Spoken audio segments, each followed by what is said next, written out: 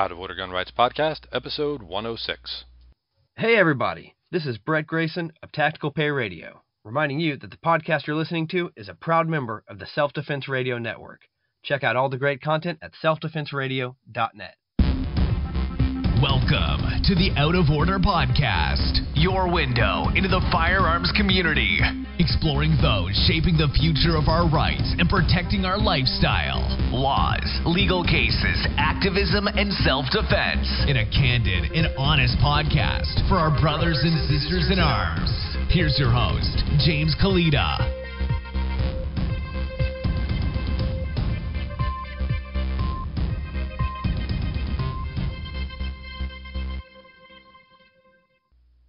Thanks for tuning in to episode 106 of the Out of Order Gun Rights Podcast. Show notes page for today's episode is outoforderjameskalita.com/106. Today's sponsor is giftforgunnuts.com. Gift for Gun Nuts, where you get great gift ideas for the hunting and shooting enthusiast on your holiday shopping list. And we're going to have a huge Cyber Monday event, 10 a.m. to 10 p.m. Eastern. I'll be live streaming on Facebook and YouTube, so make sure you like the Out of Order the Gift for Gun Nuts Facebook page, and subscribe to the email list. I'll be sending everyone an email letting you know when we're going live and where you can find the link. But you want to tune in because there's going to be 24 firearms-related companies talking about their Cyber Monday deals and giveaways. We're actually going to be doing giveaways live, so there's going to be 24 people giving away all kinds of things. We're going to have offhand gear, high-caliber graphics. Pew Pew Jew is going to be with us. Andrew Bronca is going to be with us. Poor Man's Black Rifle, just to name a few. But there's going to be 24 people participating in this Cyber Monday event, so be sure to tune in.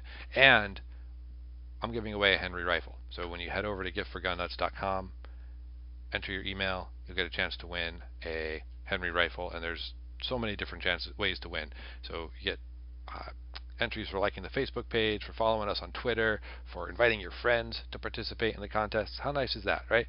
You tell your friends they get a chance to win a Henry rifle, and you get more chances to win a Henry rifle. So head over to giftforgunnuts.com and check it out. Also wanted to tell you guys, I am recently been accepted to the Self-Defense Radio Network. So probably just heard the intro there. Head over, Self-Defense Radio Network. They got 17 shows on this network, and great pro-gun, pro-liberty folks. Give them a listen. Check them out. And today's guest is Paul Brockman. Paul is the media spokesman for Patriot Picket. And now, here's Paul.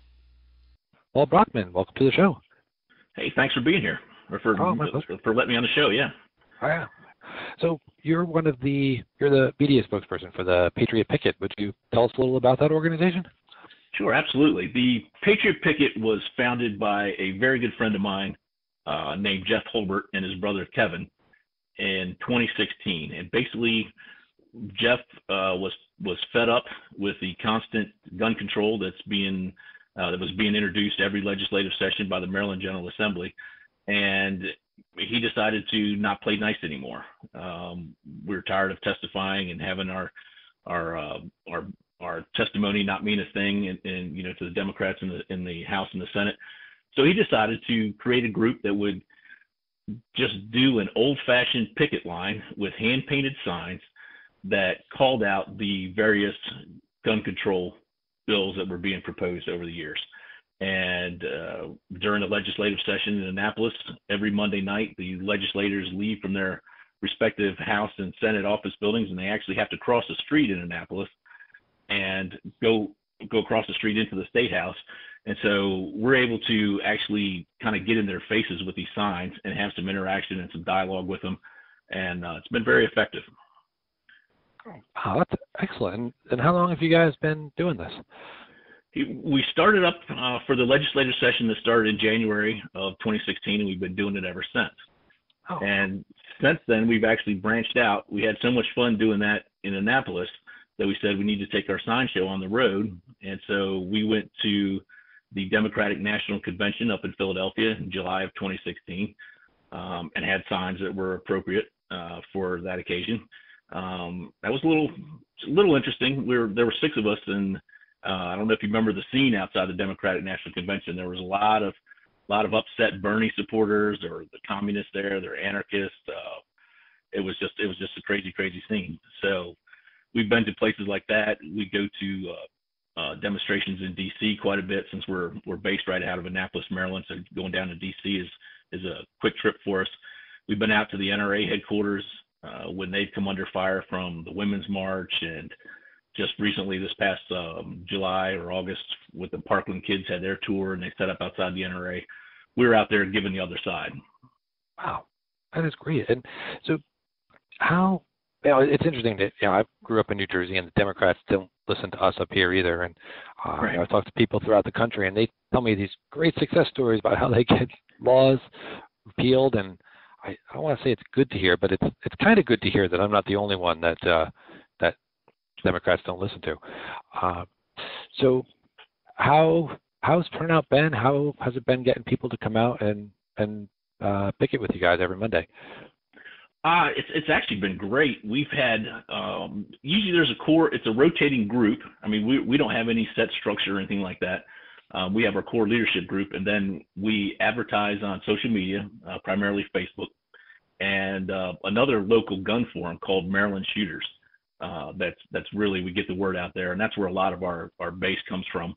And then we have people just hear about us on Facebook and everything. So it's kind of a rotating crowd. We'll have the 3 or 4 base members there every Monday night. And then we'll have this group will come down from up north of Baltimore. We'll have guys coming from Southern Maryland, and it just kind of rotates in and out like that. Wow, that's great. And have you had any effect on the legislation? Have any bills been squashed or good bills passed since you guys started this? We would like to think so, and we certainly are not arrogant enough to think that it's just us. There's certainly some good people working behind the scenes, but in Maryland, I'm sure you guys are the same way up in Jersey.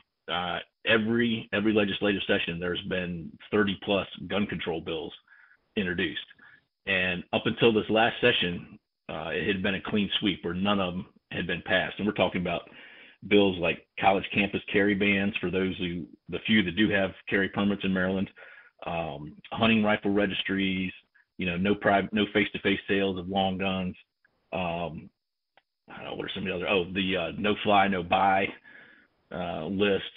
So all this stuff has come up in the past, and including a ban on possession in the last General Assembly session, a ban of possession on magazines over 10 rounds.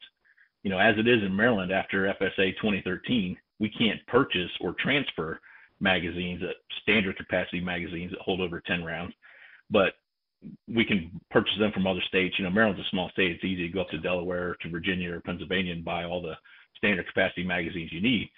But this bill that was introduced last session and was withdrawn would have banned the mere possession of 10-round magazines, of over greater than 10-round magazines. So other than, which of course the political climate was so, the bump stock ban bill and the red flag, I would think over the last 3 years we've gone 2 and 90, something like that, against bad gun control. Mm-hmm. Wow, I mean, that's great that you were able to stop that mag ban from going through. We just had one get pushed through. I think we were one of the first states to have one. Ours was 15, and they just upped it to 10, and we've already got it in the courts and working it through there. So glad you guys were able to stop it from hitting the books. Yeah, and just because the bump stock ban went through, that doesn't mean we stopped fighting. There's also a local organization here that a lot of our members belong to called Maryland Shall Issue, and we have the bump stock bill being litigated, right now. It's working its way through the court system. So we like to celebrate our wins, and when we have losses, then we go right to the courts. Excellent, great. Let's see. So how can people find you? Is there a website or Facebook group or? Yeah, we're very active on Facebook, and our Facebook page is The Patriot Picket. We do have a website called patriotpicket.org, and on the Facebook page we put up a lot of posts that are related to primarily the Second Amendment and also First Amendment issues. We also go out there when people are trying to squash free speech.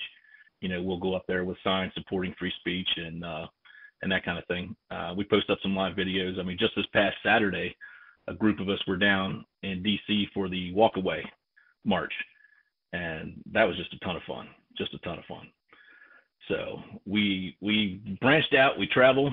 We back in July, I guess it was July 5th, when the Red Hen, the infamous Red Hen that kicked out Sarah Sanders, went to reopen. We were down there with we called that Operation Cluck You, and so we were down there with some signs, just kind of illustrating their bad business practices, and had a lot of fun with that. Wow, cool. Great. Well, I always ask my guests if there are books that they recommend that all gun owners should read, either about firearms or politics. Any come to mind? There's a lot of them out there. One of my personal favorites is Guns, Crime, and Freedom by Wayne LaPierre, which kind of gives you the whole, why an armed society is a polite society, and I think that's a must read. One of my other favorites is The Way Things Ought to Be by Rush Limbaugh, written back in the 90s as well, and just two great books. I highly recommend them. Great. Well, Paul, I thank you so much for being on the show. Any parting words for our listeners? Well, I would like to say for your listeners in Maryland that there's a candidate that is running for Attorney General. His name is Craig Wolf, and we need to get out there and support him. He's got a really good shot at defeating the incumbent AG, Brian Frosch, who was the architect of the last big gun control bill that got passed. It's called FSA 2013, which banned the sale of standard capacity magazines. It introduced a permit to purchase handguns and everything. And Brian Frosch is just he spends more time suing the federal government down in D.C. than he does, in addressing the crime and opioid epidemic in the rest of the state. I mean, Baltimore City is on track to do, over 300 murders again this year. And all these numbers are up since FSA 2013 came in. So we'd like to encourage all your listeners in Maryland to get out there and vote for Craig Wolf. Excellent.